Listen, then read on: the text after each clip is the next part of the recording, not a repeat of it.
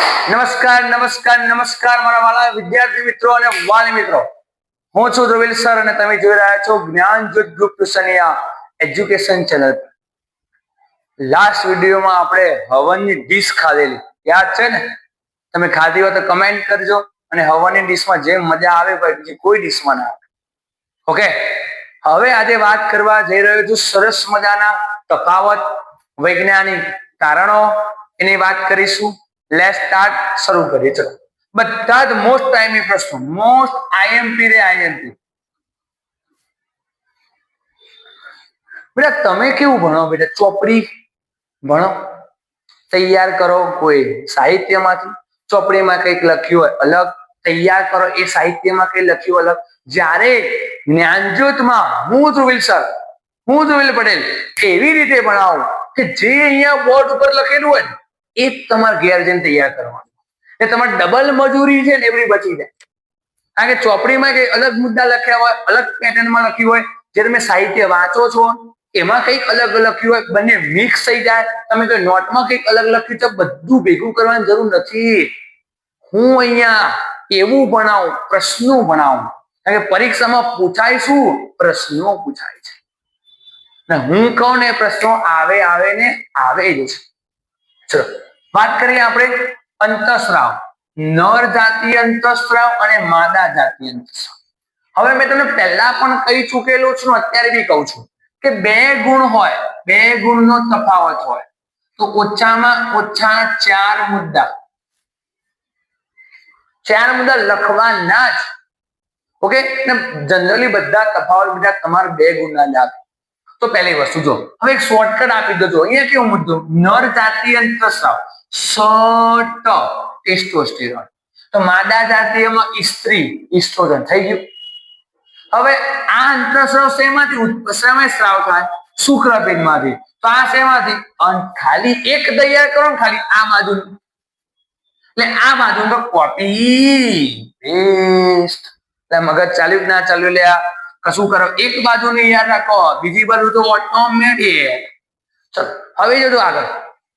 હવે આટલો ટેસ્ટોસ્ટેરોન, જેને કારણે આપણામાં ગૌણ જાતીય લક્ષણો આવે.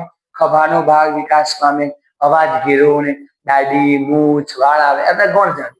તો આ છોકરીઓમાં ગૌણ જાતિ લક્ષણ પતી ગયું. હવે તમારે બધાને ખબર, શુક્રપિંડમાંથી શું ઉત્પન્ન થાય? શુક્રકોષો. તો પેલામાં અંડપિંડમાંથી અંડકોષ. નેક્સ્ટ, હવે આ મુદ્દા લખવાના. જો મેં તમને આગળ અલગ પડાવેલા યાદ હતો. છોકરામાં દાઢી મૂછ આવે તો આમાં સ્તનગ્રંથિનો વિકાસ થાય. છોકરામાં અવાજ કેવો બને? ઘેરો. તો છોકરીઓમાં તેનો. હવે લખવો જ લગાય. છોકરાઓમાં ખભાના ઉપરનો ભાગ કેવો બને? પહોળો બને. જ્યારે છોકરીઓમાં કમરની નીચેનો ભાગ પહોળો બને. એટલે આવડે કે ના આવડે? મને પછી મેં શીખવાડ્યું એવું છે ને ભાઈ, તો પછી એકદમ સરળ. ચલો આગળ આવડી જશે. ચલો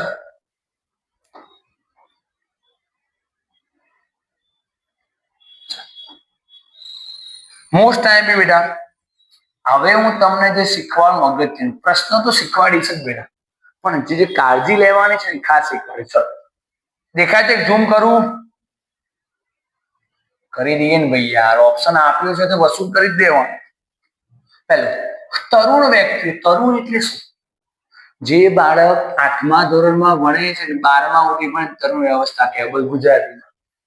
ઓકે, સ્વાસ્થ્ય જાળવવા માટે કઈ કઈ કાળજીઓ રાખવી જરૂરી છે? હવે હું તમને ખાસ કહું, જે તરુણ વ્યક્તિઓ છે પોતાના શરીરની ખાસ કાળજી રાખવી જોઈએ. ગમે તેવું ખાવાનું શરીરમાં જવા દેવું ના જોઈએ. આપણે ઘરઘંટી હોય બેટા, એમાં તમે ઘઉં દળો, મગ હોય તો મગ દળો, બાજરી હોય તો બાજરી દળો. કદી તમે ઈટ નાખો છો? નથી નાખતા. લોટ નાખો છો? ના. ઘંટી એટલે આપણું આ શરીરનું પીઠ. જ્યાં નાખો એટલે મોઢું. તો ઘંટી નિર્જીવ છે છતાં નાખતા નથી, તો આપણે તો સજીવ છે. કદી પાંદડા નાખ્યા અંદર? હું એમ કઉ છું તમે પણ આની મોઢાની અંદર સારું નાખો, જેથી કરીને શરીરનું ડેવલપમેન્ટ, વિકાસ, વૃદ્ધિ સારી થાય. ને ખાસ શીખવા જેવું છે. પહેલા તો સંતુલિત આહાર લેવો જોઈએ. પીઝા, બર્ગર, મોમોસ, આલુપુરી, ખાવસા, આ બધાથી કશું મળે નહીં, ખાલી જીભને ટેસ્ટ મળે. ટેસ્ટ માટે આપણે ખાઈએ છીએ ને. પોતાની જાતે સ્વચ્છતા પ્રત્યેની સભાનતા રાખવી જોઈએ. ધ્યાન રાખો, દરેક અંગો વ્યવસ્થિત, ક્લીન, ચોખ્ખા, સાફ કરવા જોઈએ. આગળ, પેકિંગ ફૂડ કે જંક ફૂડ ખાવાનું ટાળવું જોઈએ. ઘણા બધા છોકરાઓ અમે જોતા હોઈએ છીએ, ભાઈ પડીકા લઈને આવે અને પડીકા જ ખાતા હોય છે. જ્યારે અમે ના પડીએ, ભાઈ તમે પડીકા ખાશો અને એકવાર સળગાવો તો ખબર પડશે શું થાય છે. પડીકા ખાવાથી કેમિકલ તમારા પેટમાં દાખલ થાય ને, અત્યારે કશું ના થાય. નવી નવી ગાડી હોય એની સર્વિસ ના કરાવો તો બી ચાલે, પણ જેમ જેમ જેમ જેમ ગાડી જૂની થાય એમ એમ ખર્ચા આવે. નવી ગાડી હોય તમે ગમે તેમ ગેર પાર કરો ને તો બધું ચાલે, એ બધું સ્વીકાર, નવી છે. પણ જૂની હોય ને તો બીજો ગેર પાર 2 મિનિટ વિચારવું પડે કે પાડું કે ના પાડું. એમ અત્યારે તમે યંગ છો, અત્યારે તમે વધુ ખાશો, અત્યારે કશું નહીં થાય. આની અસર ભવિષ્યમાં આવી શકે છે. નિયમિત વ્યાયામ, એવું તો આપણે કરતા જ નથી. હા બેટા, વ્યાયામ એટલે કસરત. અમે ભણતા, અત્યારે બી હશે સ્કૂલોમાં, વ્યાયામનો પીટીનો પિરિયડ હોય. આ બધા આખી સ્કૂલના બાળકો નીચે ઉભા હોય, કસરત કરીએ. 1 થી 10 ડાઉન કરવાના, વ્યાયામ કરવું, ચાલવું જોઈએ. નશાકારક આ બધું નહીં કરો તો ચાલશે, પણ આ વસ્તુ છે ને ટાળજો. ટાળજો, 100% સ્ટાર આપું છું. આ વાક્ય છે ને ઘરમાં લગાવી દેજો. 2 પીઝા વધારે ખાશો ને તો પૂછાશે, પણ આ વાક્ય ઇમ્પોર્ટન્ટ છે. વ્યક્તિએ નશાકારક પીણાથી દૂર રહેવું છે. આ વાક્ય જિંદગીમાં અપનાવી દેજો. ધ્રુવેલ પટેલના શબ્દો. કારણ કે હું એકલું ભણાવવામાં નથી માનતો. આ તો ઓનલાઈન પ્લેટફોર્મ છે. બાકી તમે મારા ઓફલાઈનમાં ભણો ને બેટા, હું છોકરાને બહુ બધું શીખવાડું છું. પ્રજનન વાળા ચેપ્ટર ઇન ડિટેલ સમજાવું છું. કેમિસ્ટ્રીના ચેપ્ટર આવે, ફિઝિક્સના ચેપ્ટર આવે. આ બધા જે ચેપ્ટરનો થોડો અંશ હોય ને, એને હું ભૌતિક પર્યાવરણ, ભૌતિક સમાજ, આપણા જે સામાજિક રિલેશનો છે એમના હાથે હું કોન્ટેક્ટમાં લાવું અને છોકરાને શીખવાડું છું. બાકી ભણાવવાનું તો લખેલું જ છે, બધી જગ્યાએ આ જ આવે બેટા, પણ તમે છોકરાઓને કેવી રીતે કરાવો છો બહુ મહત્વનું છે. HIV નું સંક્રમણ ન થાય એની ખાસ તકેદારી રાખવી જોઈએ. પહેલું, સંતુલિત આહાર લેવો જોઈએ. સ્વચ્છતા રાખવી જોઈએ. પેકેજિંગ કે જંક ફૂડ ખાવા જોઈએ નહીં. એના પછી વ્યાયામ કરવું જોઈએ. નશાકારક પદાર્થોથી દૂર રહેવું જોઈએ. અને નશો કોનો ચડાવો, ખાસ કહો બેટા, આવું હું કહેતો હોઉં છું. ભણવાનો નશો ચડાવો. નશો તમારે ચડાવવો હોય ને તો કોનો ચડાવો? ભણવાનો. એવો નશો ચડાવો કે તમે બહાર જ ના નીકળો. ભણો, ભણવામાં વ્યસ્ત થઈ જાઓ, ભણવાની મજા લો, ભણવાનો નશો ચડાવો. બીજા નશાની જરૂર નથી. કારણ કે એક નશો હોય ને તમારે ભણવાનો, બાકીના નશા તમને યાદ જ ના આવે. મગજ ચાલે કે ના ચાલે? અમે એક દિવસ વેકેશન ચાલતી હોય, પરીક્ષા ચાલતી હોય ને તો મન ચેન ના પડે. કારણ કે અમને છોકરાનો નશો છે. છોકરા હોય તો જ અમારા ધબકારા ચાલે, બાકી બંધ થઈ જાય. તો અહીંયા એવું છે. આવો નેક્સ્ટ વાત કરીએ બેટા, આગળનું વૈજ્ઞાનિક કારણની વાત કરું. ચલો, IMPO વૈજ્ઞાનિક કારણ. તરુણાવસ્થા દરમિયાન વ્યક્તિના ચહેરા પર ખીલની સમસ્યા. મેં તમને આગળ કીધું કે તરુણાવસ્થા દરમિયાન પ્રસ્વેદ ગ્રંથિ અને તેલી ગ્રંથિ બંને સક્રિય થઈ, જેને કારણે આ તેલ છે, તેલી ગ્રંથિના સ્ત્રાવનું પ્રમાણ વધી જાય. આથી તમને ખીલ થાય, વધુ પરસેવો આવે. જો પહેલા તરુણાવસ્થા દરમિયાન પ્રસ્વેદ ગ્રંથિ અને તેલ ગ્રંથિઓ વધારે પડતી સક્રિય થઈ જાય. આથી પ્રસ્વેદ ગ્રંથિ અને તેલ ગ્રંથિઓના સ્ત્રાવ શું થઈ જાય છે? વધી જાય છે. આથી બેટા ચહેરા પરની ચામડી તૈલી બની જાય. આપણે કહીએ છીએ ઓઇલી સ્કિન છે, ઓઇલી સ્કિન. આપણે એવું કહેતા હોય છે, ભાઈ આ તો ઓઇલી સ્કિન છે, લગાવો તમે ત્યાં વેસેલી.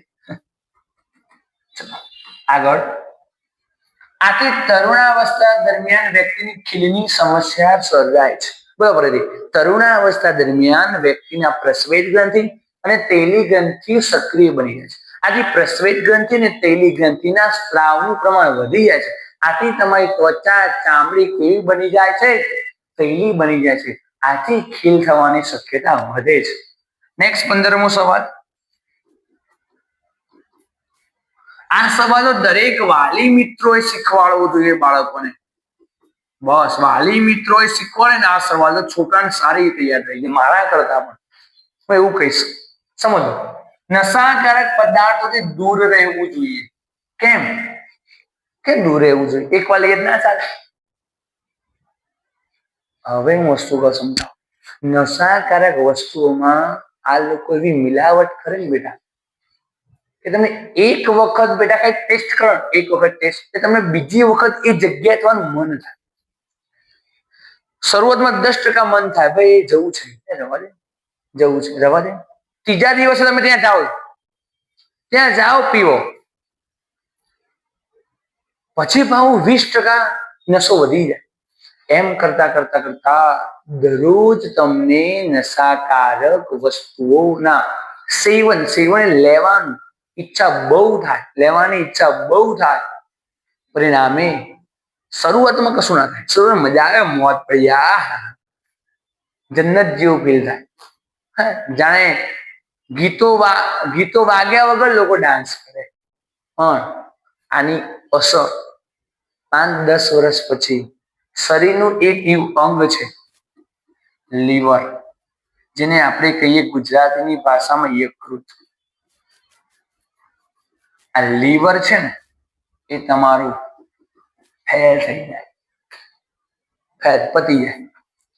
આપણા શરીરની મોટામાં મોટી ગ્રંથિઓ ને બેટા તો આ લીવર છે. એ જ કામ કરતું બંધ થઈ જાય ને તમે ગમે તેટલું ખાઓ એનું પાચન થાય, આ પતી જાય. આ નશાકારક પીણા લો. હું આટલું ધીમું બોલું છું, તમને ખબર પડે. આમ તો હું જોરથી બોલું, કારણ કે વાત સિરિયસ છે. જોજો હવે અહીંયા વાત કરવાની છે. નશાકારક પદાર્થો એકાદ વાર તમે ટેસ્ટ કરો ને તો એની મુશ્કેલી પણ સર્જે છે. બીજું બેટા જોજો, આ એકાદ વાર સેવન કરવાથી સતત લેવાની શું થાય ઈચ્છા. પેલું, એકાદ વાર લેવાથી મુશ્કેલી સર્જે. એકાદ વાર લેવાથી તમને સતત લેવાની, વારંવાર સેવન કરવાની બેટા ઈચ્છા થાય. સેવન કરો ને તો તણાવ મુક્ત લાગે. હા મોજ પડી ગઈ, હા મોજ, હા મોજ, હા આમ નાચે, શાંતિનો અનુભવ થાય. પછી તેની આદત પડી જાય છે. આગળ જતા આદત હાનિકારક નીવડે છે. આથી નશાકારક પદાર્થોથી દૂર રહેવું છે. તો 4 વાક્યોમાં લખતા શીખવાડો. નશાકારક વસ્તુના સેવનથી એકાદ વાર લેવાથી પણ મુશ્કેલી સર્જી શકે. બીજું, એકાદ વાળો મુદ્દો, એકાદ વાર લેવાથી પણ સતત લેવાની ઈચ્છા થાય. ત્રીજો મુદ્દો, નશાકારક પદાર્થોના સેવનથી તણાવ મુક્ત, આમોદા, શાંતિનો અનુભવ થાય. પણ બેટા તેની આદત પડી જાય. શરૂઆતમાં કશું ના થાય, પણ આદત હાનિકારક નીવડે છે. આથી નશાકારક પદાર્થો દૂર રહે. આ તો નશો છે. હું તો પાન, મસાલા, સિગરેટ આ બધાથી દૂર રહેવું જોઈએ. મેં આગળના વિડીયોમાં બી કીધેલું છે, આ વિડીયોના માધ્યમમાં બી કહું છું કે દરેક બાળકના વાલીએ પોતાના બાળકની બેગ દરરોજ ચેક, દરરોજ. બસ એ એક્ટિવા લઈને જાય છે તો એક્ટિવા ડેકી પણ ચેક કરવી જોઈએ કે શું છે ને શું નથી. કારણ કે અત્યારનો જમાનો ફાસ્ટ છે બેટા, ફાસ્ટ, આમ ફોરવર્ડ કહેવાય. એવો જતો રહે છે ને, ખબર પડતી એમ નથી. ઓકે, આ વિડીયોને અહીં અંત સુધી રાખો છો. ભારત માતાની જય. જય જય જય ગરી ગુજરાત, જય ભારત, જય ધ્રુલ સરનું વિજ્ઞાન.